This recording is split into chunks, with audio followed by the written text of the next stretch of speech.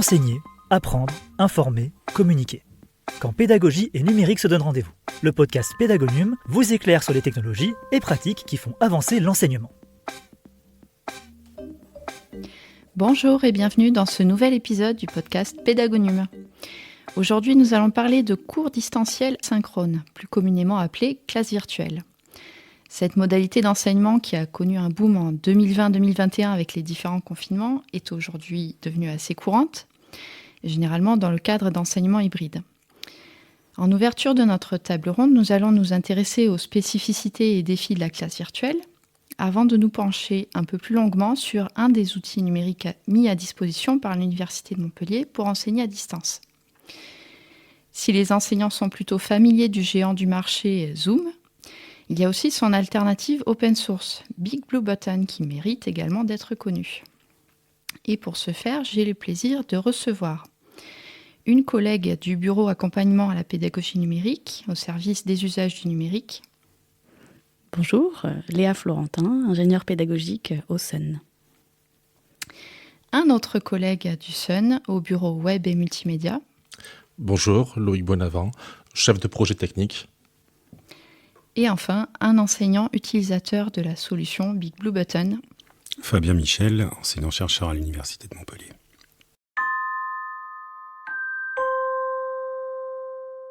Alors avant de parler des outils, Léa, j'aimerais qu'on évoque un petit peu les aspects purement pédagogiques, les éventuels points de vigilance à prendre en compte quand on prévoit de donner un cours en distanciel, parce que on se rend rapidement compte qu'on ne peut pas enseigner exactement de la même manière devant une webcam que on ne le fait devant un amphi ou dans une salle. Et oui, effectivement, c'est pas la même chose puisque derrière les écrans, on peut beaucoup moins contrôler ce que font les étudiants et on peut moins se rendre compte aussi de l'état dans lequel ils sont pendant qu'on enseigne. Donc on a pu observer pendant les différents confinements que les étudiants parfois s'ennuient, que parfois les étudiants ne comprennent pas mais qu'on ne s'en rend pas compte, ça ne se voit pas forcément. On a pu aussi observer une augmentation de la difficulté des échanges, les échanges entre pairs, parce que des fois les étudiants s'expliquent les choses entre eux, mais aussi la difficulté des échanges avec les enseignants, puisque c'est plus difficile de poser une question discrètement, ou des fois on n'ose pas. Comme l'enseignant ne se promène pas dans la pièce pour répondre aux questions, c'est beaucoup plus difficile.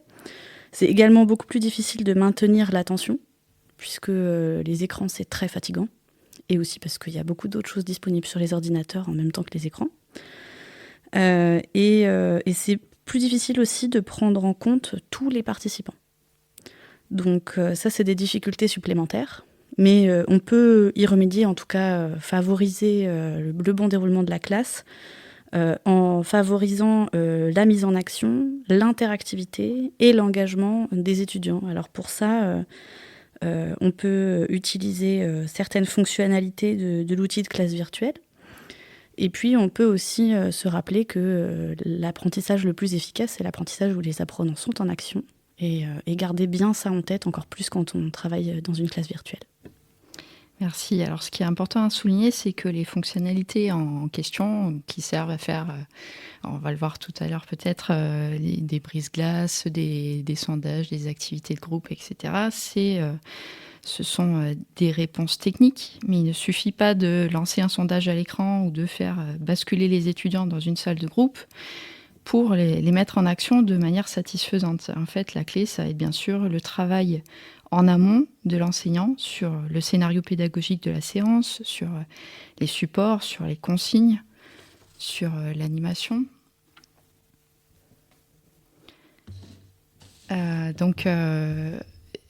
D'ailleurs, lorsque vous allez travailler sur le scénario pédagogique, vous allez découper votre séance, vous allez préparer aussi chaque séquence, le déroulement de chaque séquence, y compris les moments d'interaction ou d'activité des étudiants. Et petite astuce, dans ce découpage, vous ne dépasserez pas 50 ou 60 minutes d'affilée parce que la capacité de concentration du cerveau, elle est de 50 minutes maximum, dont 20 minutes maximum en mode cours magistral. Donc en conséquence, si vous êtes obligé de dépasser 50 minutes pour la séance, il faut penser à intégrer des pauses.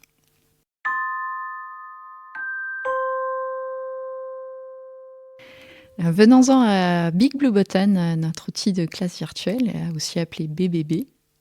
Loïc, une petite présentation. Oui, tout à fait. Donc Big Blue Button est un logiciel open source. Donc c'est installé sur les serveurs des ministères de l'enseignement supérieur et de la recherche. Un logiciel aussi libre. Et donc il y a de nombreuses fonctionnalités, telles que le partage d'écran, le partage d'audio, vidéo, chat, etc. Toutes les fonctionnalités en fait qu'on trouve dans d'autres outils tels que Zoom en fait. D'accord, donc c'est un équivalent. C'est une sorte d'équivalent vraiment Zoom. optimisé pour l'enseignement en étant une solution de classe virtuelle en fait. Et donc ça a été pensé avec une philosophie et vraiment tourné vers l'enseignement, contrairement à Zoom qui à l'origine est un outil plutôt professionnel, voire web marketing. C'est exactement ça en fait. Zoom est fait pour tout le monde, n'importe quel contexte. Big Blue Button est vraiment fait pour l'enseignement en fait, à la base. Par exemple, il a un avantage aussi, c'est qu'il est directement interfacé avec notre plateforme vidéo, Pod, mais aussi avec notre plateforme pédagogique, Moodle. D'accord, et on peut accéder à Big Blue Button via l'un ou l'autre. Exactement, via l'autre.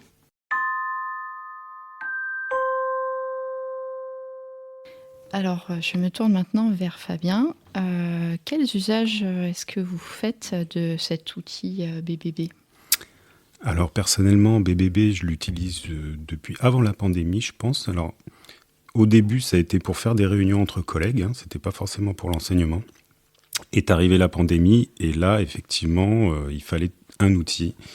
Et moi, j'ai choisi BBB exactement pour les raisons qu'on vient de citer, c'est-à-dire parce que en premier, c'est un logiciel open source.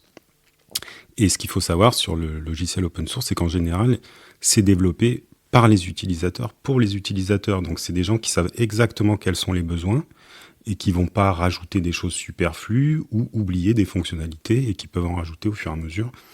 Donc c'est un outil vraiment performant qui a tout ce qu'on peut attendre de ce genre de choses pour faire et des cours magistrales. Alors à l'époque de la pandémie, j'ai été obligé de faire aussi des travaux pratiques à distance. Là, ça marche aussi avec les classes séparées, enfin les rooms séparés. Maintenant, aujourd'hui, je l'utilise essentiellement pour le cours magistral. D'accord. Donc c'est dans quelle filière et pour quel type d'étudiants ? Alors moi, j'enseigne à l'IUT de Montpellier. Donc c'est à la fois pour les deuxièmes années où je fais de la programmation Android et les troisièmes années où j'enseigne la qualité de développement et l'automatisation de la chaîne de production, c'est-à-dire l'intégration continue. Donc c'est plutôt des cours qui sont longs ? Alors oui, c'est 2 heures. Donc effectivement, je fais une pause au bout de 50 minutes. Peut-être 55 parce qu'en fait, je fais une pause de 10 minutes et puis je les retrouve à 5. Donc avec des diapos. Et j'essaye de rythmer le cours le plus possible avec des quiz, des questions que je vais poser. Alors, si je peux donner un conseil, enfin, en tout cas, je me suis rendu compte que les questions, il faut les poser à l'envers. C'est-à-dire qu'il faut demander... faut pas demander « est-ce que c'est OK, vous avez compris ?» Parce que sinon, il faut demander « qui n'a pas compris ?» Et là, on peut avoir des retours et surtout, il faut prendre le temps d'attendre. Parce qu'il peut y avoir... faut laisser le temps aux élèves de se dire « tiens, il faut quand même que je le dise ». Et puis, c'est pas la peine d'aller trop vite, parce qu'effectivement, on n'a pas le retour visuel sur les étudiants. Donc, on peut avoir tendance à accélérer, alors qu'en fait, non, il faut aller doucement, il faut prendre le temps d'interagir, et ça se passe relativement bien. Est-ce qu'il y a ce problème qui a été souvent signalé d'un grand nombre de spectateurs qui éteignent leur webcam et du coup, l'enseignant se retrouve face à un écran noir avec aucun retour Alors moi, je les oblige pas à mettre la webcam.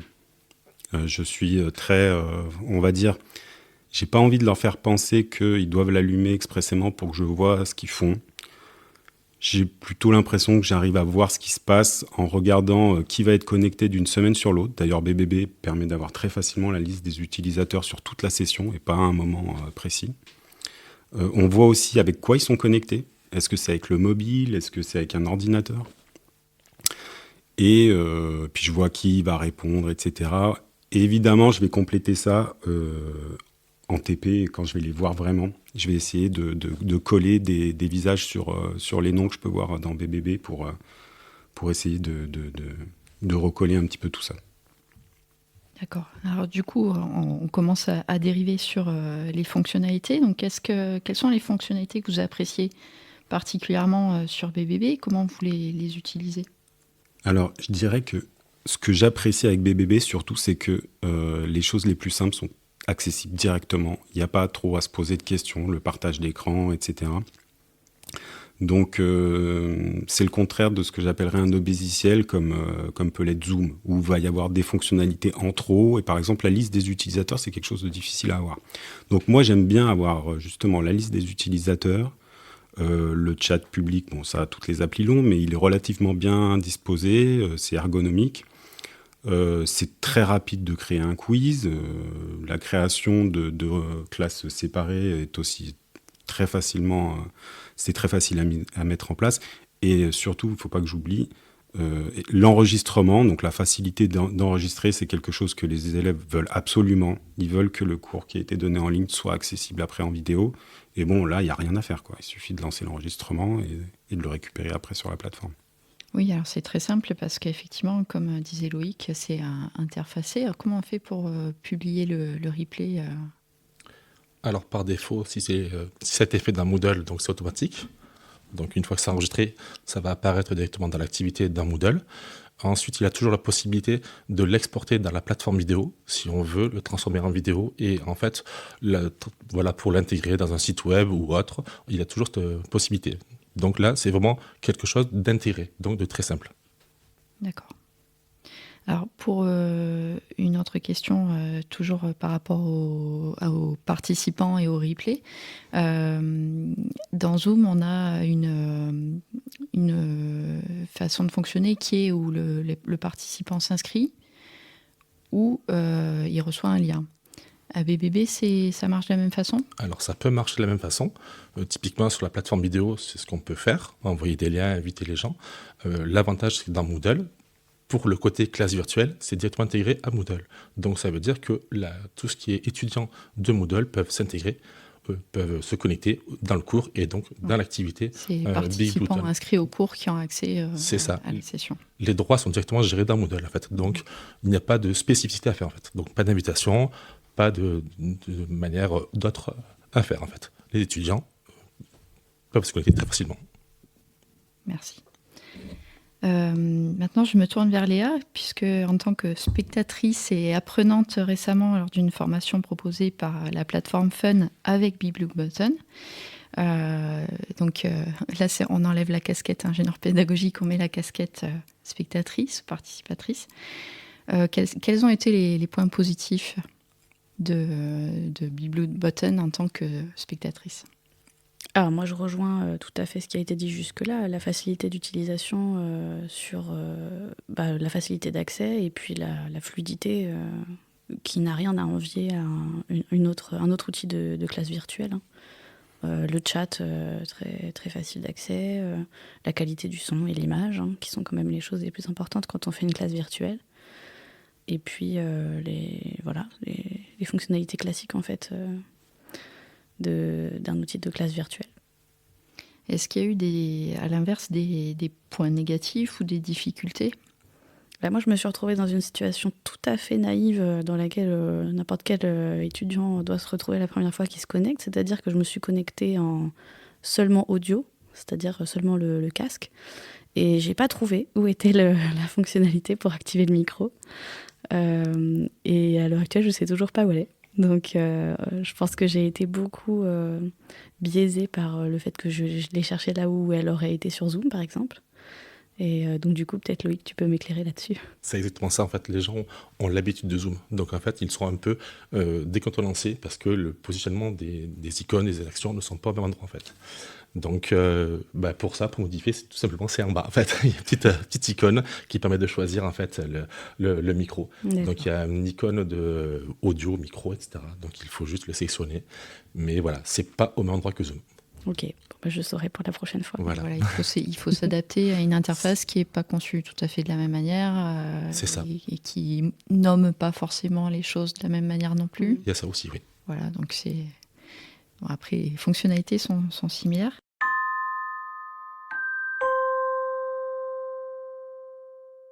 Fabien, est-ce que vous, de votre côté, du côté enseignant, vous avez rencontré des difficultés ou des limites dans votre usage de BBB ?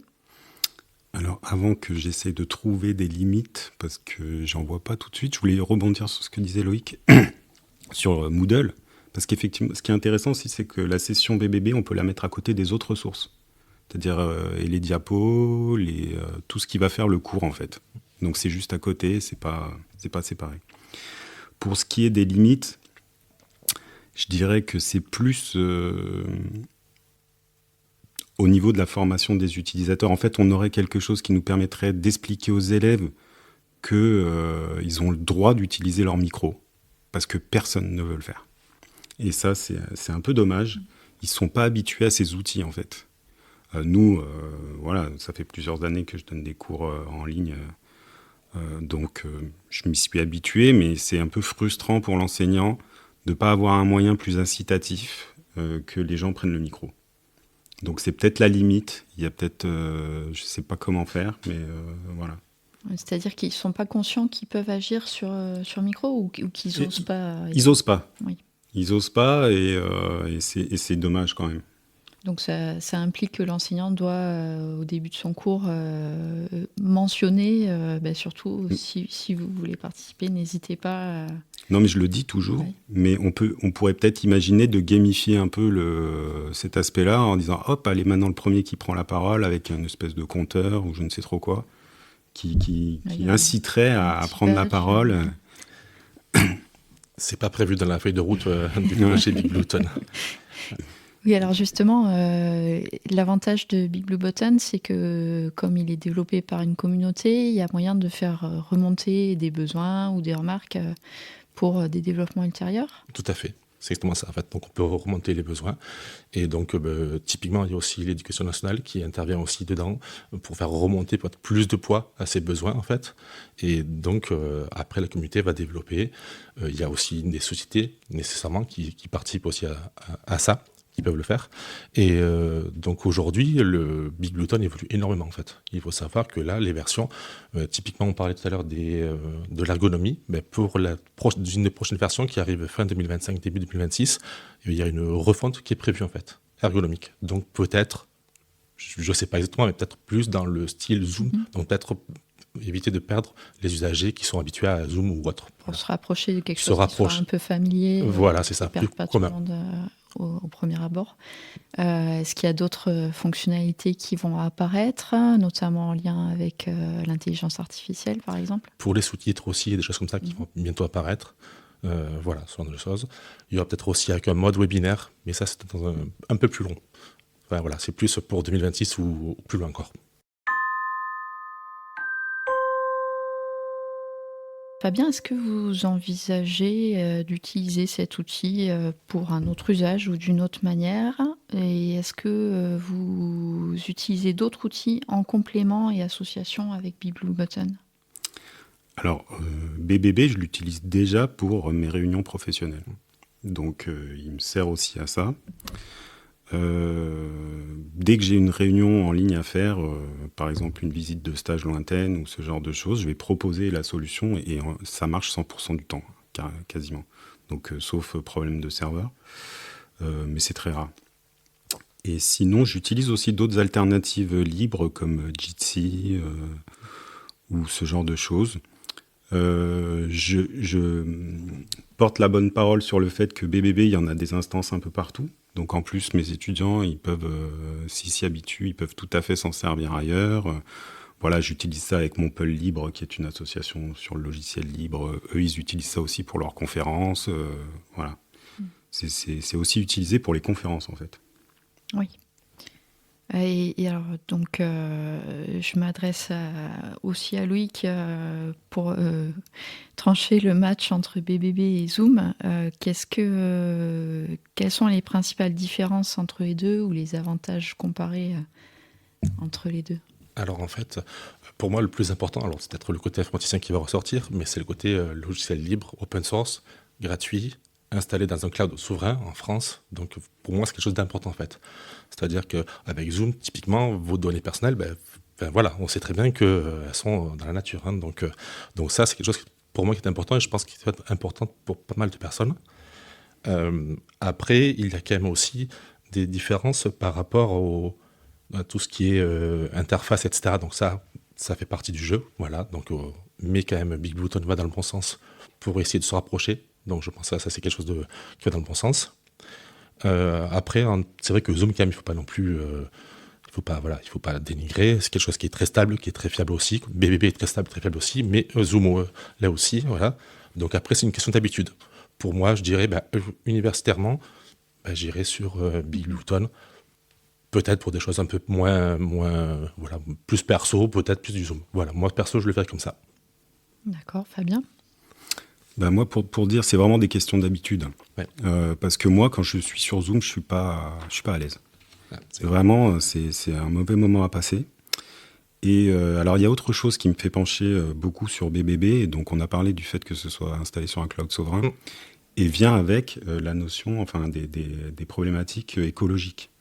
Parce que quand on utilise Zoom, il suffit de se rajouter un petit plugin dans son navigateur pour le voir, on fait tourner des serveurs américains et voire australiens quand ils ont un problème de qualité de service. Et là, en fait, on est en train d'utiliser un logiciel de visioconférence au charbon, littéralement. Parce qu'on fait tourner des choses. Alors, il y a 2-3 États aux États-Unis qui ont des rapports émissions carbone kilowattheure qui sont à peu près corrects parce qu'ils ont fait exprès d'installer les data centers avec des énergies dites propres. Mais bon, il ne faut pas oublier que ça circule jusque là-bas et à travers les États-Unis. Et vous pouvez regarder une carte, hein, c'est juste terrible le rapport écologique. Donc, aller jusqu'aux États-Unis pour faire un cours à mes étudiants montpelliérains, ça me fait trop mal au cœur, en fait. C'est pas très logique ni très responsable. Donc effectivement, on retient quand même dans les avantages à BBB face à Zoom le fait que ça soit souverain, c'est-à-dire donc les données, on sait où elles sont stockées et elles sont stockées en France et on a la main dessus et c'est sobre puisque les données ne font qu'un trajet relativement court puisque les serveurs sont en France.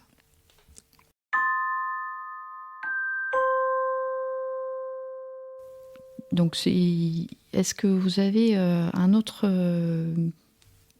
dernier mot sur cet outil, autre chose à signaler ?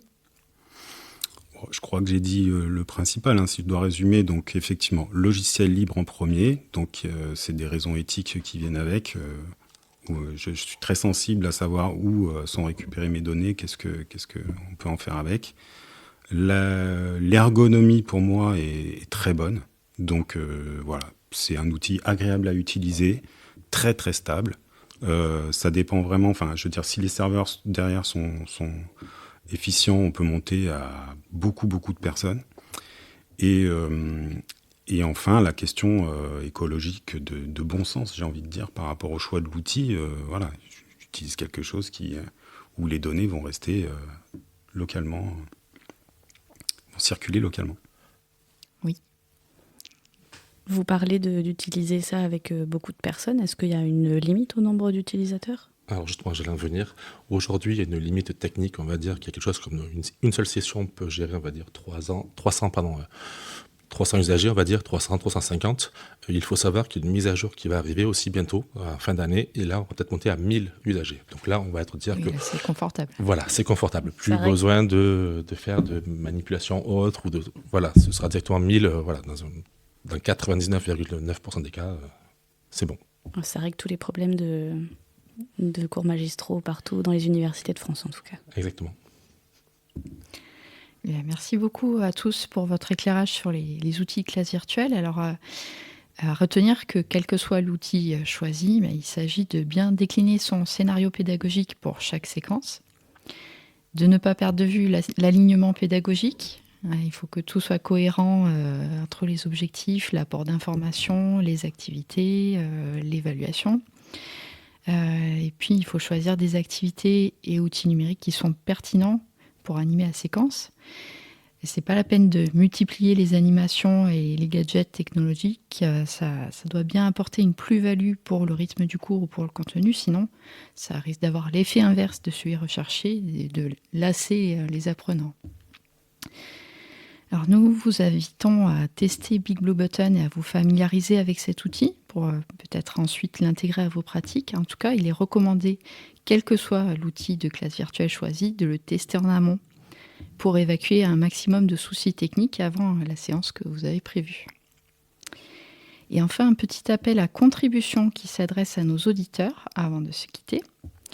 Si vous êtes intéressé pour participer à un autre épisode de podcast sur le modèle de celui-ci afin de présenter un autre outil ou un usage de pédagogie numérique, n'hésitez pas à contacter le SUN.